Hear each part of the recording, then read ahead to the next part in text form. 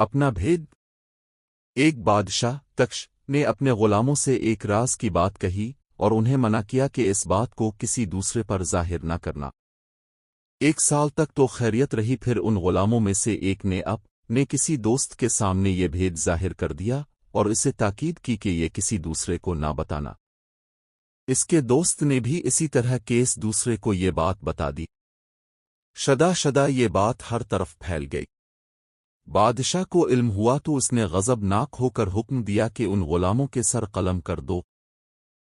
ان میں سے ایک نے امان چاہی اور عرض کی کہ اے بادشاہ، اپنے غلاموں کو قتل نہ کر کے اس خطا کی ابتدا تھی نے کی ہے، تو نے شروع ہی میں چشمے کا منہ کیوں بند نہ کیا؟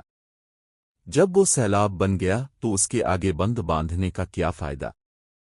تو نے جب تک بات منہ سے نہیں نکالی تیرا اس پر قابو ہے، جب منہ سے نکال دی تو وہ تیرے اوپر قابو پالے گی۔